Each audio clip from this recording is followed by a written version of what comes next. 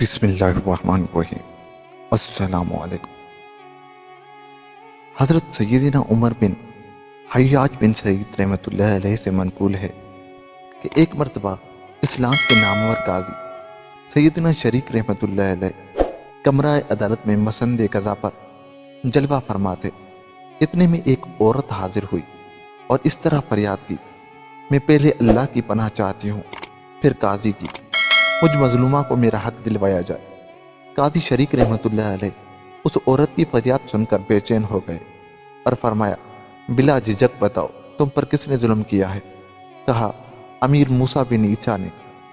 دریائے فرات کے کنارے میرا کھجوروں کا ایک باغ ہے جو ہمیں وراثت میں ملا ہے۔ میں نے اپنے بھائیوں سے اپنا حصہ علیحدہ کر کے درمیان میں دیوار تعمیر کروا دی اور ایک فارسی شخص کو اس کی نگہبانی کے لیے مقرر کر دیا۔ امیر موسیٰ بن عیسیٰ نے میرے بھائیوں سے ان کے حصے کا تمام باغ خرید لیا۔ پھر اس نے مجھے بھی اپنا حصہ بیچنے کو کہا اور خطیر رقم کا لالچ دیا۔ میں نے اپنا حصہ بیچنے سے انکار کر دیا۔ اس نے کل رات 500 آدمی بھیج کر اس دیوار کو گرا دیا۔ میں نے صبح جا کر دیکھا تو دیوار بالکل ختم کر دی گئی تھی اور اب میرے اور میرے بھائیوں کے درختوں میں کوئی نشانی باقی نہ رہی۔ خدا را مجھے انصاف دلائیے۔ اس مظلومہ کی فریاد سن کر وہ عظیم قاضی بے تاب ہو گیا اور خادم کو حکم فرمایا، مٹی اور مہر لاؤ۔ پھر مہر لگا کر حکم نامہ اس عورت کے سپرد کر دیا اور کہا، تم امیر موسیٰ بن عیسیٰ کے پاس جاؤ اور یہ حکم نامہ دے کر کہو کہ قاضی صاحب کی عدالت میں حاضر ہو جاؤ۔ چنانچہ وہ عورت حکم نامہ لے کر موسیٰ بن عیسیٰ کی رہائش گاہ پر پہنچی اور اس کے دربان کو قاضی صاحب کا پیغام دیا۔ دربان حکم نامہ لے کر موسیٰ بن عیسیٰ کے پاس گیا اور کہا، آپ کے خلاف قاضی شریک کی عدالت میں دعویٰ کیا جا چکا ہے، آپ کو عدالت میں طلب کیا گیا ہے۔ یہ دیکھیے، قاضی صاحب کی طرف سے مہر شدہ حکم نامہ آیا ہے۔ موسیٰ بن عیسیٰ نے دربان سے کہا، جاؤ اور شہر کے پولیس آفیسر کو ہمارے پاس بلا لاؤ۔ جب پولیس آفیسر آیا تو کہا، تم قاضی شریک کے پاس جاؤ اور کہو کہ تم سے زیادہ عجیب معاملہ میں نے کسی کا نہیں دیکھا۔ ایک عورت نے مجھ پر ناحق دعویٰ کیا اور تم اس کے دعوے پر مجھے عدالت میں طلب کر کے اس کی مدد کر رہے ہو۔ پولیس آفیسر نے ڈرتے ہوئے کہا، حضور مجھے اس معاملے سے دور ہی رکھے تو بہتر ہوگا۔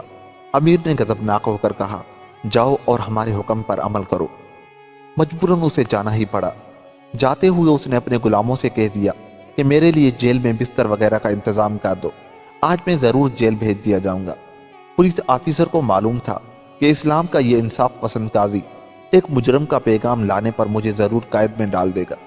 جب پولیس آفیسر نے قاضی شریک رحمۃ اللہ علیہ کو امیر موسیٰ بن عیسیٰ کا پیغام دیا تو قاضی صاحب نے سپاہی کو حکم دیا، اسے گرفتار کر کے قید خانے میں ڈال دو۔ افسر نے کہا، خدا کی قسم مجھے معلوم تھا کہ آپ ایسا ہی کریں گے، اس لیے جیل میں جانے کے لیے پہلے ہی انتظام کر کے آیا ہوں۔ جب امیر موسیٰ بن عیسیٰ کو اپنے پولیس آفیسر کی گرفتاری کی خبر پہنچی تو اس نے دربان کو بلا کر قاضی صاحب کے پاس یہ پیغام دے کر بھیجا، آپ نے ہمارے قاصد کو گرفتار کر لیا۔ اس نے تو صرف پیغام پہنچایا تھا، اس کا قصور کیا ہے؟ پیغام پا کر قاضی صاحب نے حکم دیا کہ اسے بھی اس کے ساتھی کے پاس پہنچا دو۔ چنانچہ اسے بھی قید کر لیا گیا۔ موسیٰ بن عیسیٰ کو اپنے دربان خاص کی گرفتاری کی اطلاع بھی پہنچ گئی۔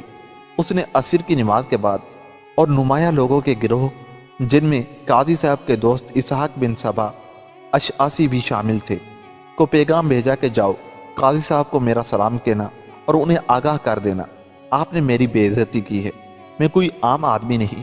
کوفہ کے بااثر لوگوں کی یہ جماعت قاضی صاحب کے پاس آئی تو انہیں مسجد میں پایا۔ ان لوگوں نے سلام و آداب کے بعد امیر کا پیغام سنانا شروع کیا۔ جیسے ہی ان کا کلام ختم ہوا، فرمایا، کیا بات ہے کہ میں تمہیں ایک ایسے شخص کی طرفداری میں کلام کرتے ہوئے دیکھ رہا ہوں جو حق پر نہیں۔ پھر آپ رحمت اللہ علیہ نے بآواز بلند فرمایا کہ یہاں قبیلے کے جوان موجود ہیں، اگر ہوں تو جلدی سے آ جائے۔ تھوڑی ہی دیر میں چند نوجوان آ گئے۔ آپ رحمت اللہ علیہ نے فرمایا، ایک ایک کا ہاتھ پکڑو اور جیل پہنچا دو۔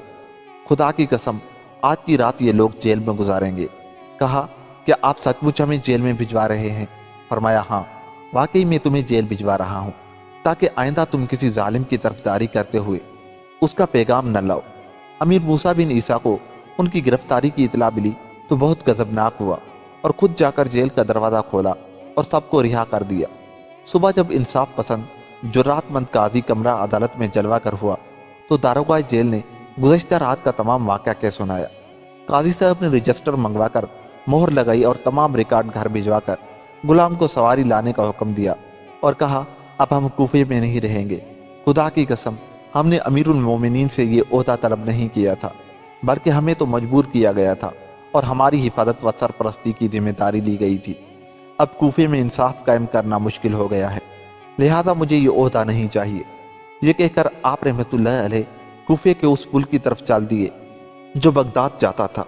جب موسیٰ بن عیسیٰ کو قاضی صاحب کے جانے کی اطلاع ملی تو وہ فوراً آپ رحمت اللہ علیہ کی طرف دوڑا اور اللہ کا واسطہ دیتے ہوئے کہا، اے ابو عبداللہ رک جائیں، خدا را آپ بغداد نہ جائیں، دیکھیں تو صحیح کہ آپ نے اپنے ہی بھائیوں کو قید کروا دیا تھا۔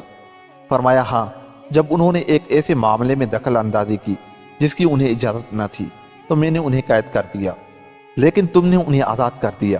جب تک وہ سب کے سب واپس جیل میں نہ بھیج دیے جائیں میں ہرگز واپس نہ جاؤں گا اور بغداد جا کر امیر المومنین کی طرف سے دی جانے والی اس ذمہ داری سے استعفیٰ دے دوں گا۔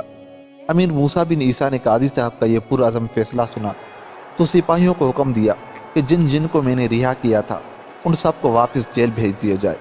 حکم پاتے ہی سپاہی شہر کی طرف چلے گئے، لیکن قاضی صاحب اسی جگہ کھڑے رہے۔ جب داروغہ جیل نے آ کر اطلاع دی کہ ان تمام کو جیل بھیج دیا گیا ہے تب آپ وہاں سے واپس پلٹے۔ امیر موسیٰ بن عیسیٰ نے اپنے ایک غلام سے کہا، قاضی صاحب کی سواری کی لگام پکڑ کر آگے آگے چلو۔ چنانچہ وہاں موجود تمام لوگ اور امیر موسیٰ بن عیسیٰ قاضی صاحب کے پیچھے پیچھے چل دیے۔ مسجد میں پہنچ کر قاضی صاحب نے مجلس قضا قائم کی۔ امیر موسیٰ بن عیسیٰ کو مظلوم عورت کے برابر کھڑا کیا اور عورت سے فرمایا، جس پر تم نے دعویٰ کیا تھا وہ تمہارے سامنے موجود ہے۔ امیر موسیٰ بن عیسیٰ نے کہا، اے انصاف پسند قاضی، اب میں خود حاضر ہوں، لہٰذا میری وجہ سے قید کیے جانے والوں کو آزاد کیا جائے۔ فرمایا، ہاں اب انہیں آزاد کیا جاتا ہے۔ یہ کہہ کر ان کی رہائی کا پروانہ جاری کر دیا اور فرمایا، اے موسیٰ بن عیسیٰ، اس عورت نے تم پر جو دعویٰ کیا ہے اس بارے میں کیا کہتے ہو؟ کہا، یہ سچ کہتی ہے۔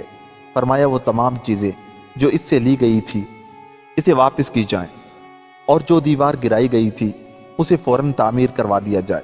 امیر نے کہا، ٹھیک ہے، میں ابھی یہ کام کروا دیتا ہوں۔ کیا اس کے علاوہ بھی کوئی دعویٰ ہے؟ قاضی صاحب نے اس عورت سے پوچھا، کیا تمہارا کوئی اور دعویٰ ہے؟ کہا، ہاں، میرے فارسی خادم کا گھر بھی گرا دیا گیا ہے اور اس کا سامان بھی ٹوٹ پھوٹ گیا ہے۔ امیر نے کہا، میں اس نقصان کا بھی ازالہ کیے دیتا ہوں۔ قاضی صاحب نے پھر پوچھا، کیا کوئی اور دعویٰ باقی ہے؟ عورت نے کہا، اب میرا کوئی دعویٰ باقی نہیں، اللہ آپ کو اچھی جزا عطا فرمائے۔ پھر وہ عورت دعائیں دیتی ہوئی چلی گئی۔ اب حق ظاہر ہو گیا تھا اور مظلوم کو اس کا حق مل چکا تھا۔